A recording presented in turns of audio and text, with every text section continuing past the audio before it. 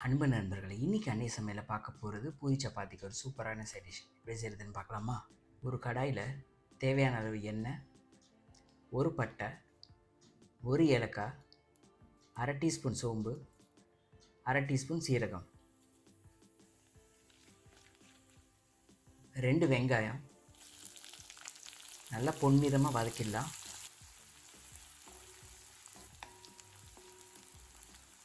ஒரு table spoon இஞ்சி பூண்டு விழுது, ஒரு பச்சை மிளகாய்,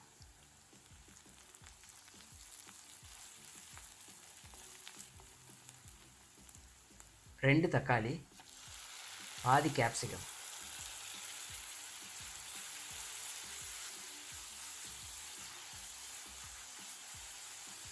ஒரு டீஸ்பூன் மிளகாய்த்தூள், அரை டீஸ்பூன் மல்லித்தூள், 1/4 டீஸ்பூன் மஞ்சள் தூள், அரை டீஸ்பூன் காஷ்மீரி மிளகாய்த்தூள், அரை டீஸ்பூன் கரம் மசாலா.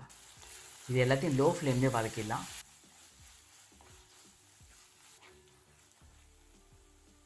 ஒன்றரை கப்பு தண்ணி,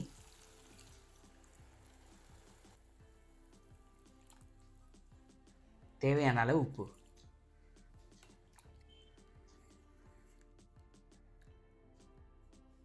மீடியம் சைஸாக 3 வேக வச்ச உருளைக்கிழங்கு சேர்த்துக்கலாம்.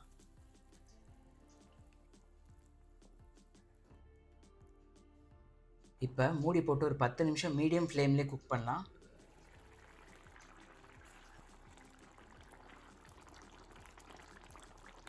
விருப்பப்பட்டால் கொஞ்சமாக முந்திரி பேஸ்ட்டு,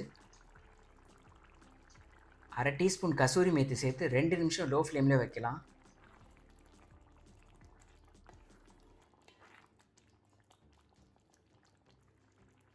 கடைசியாக கொஞ்சம் கொத்தமல்லி இலை.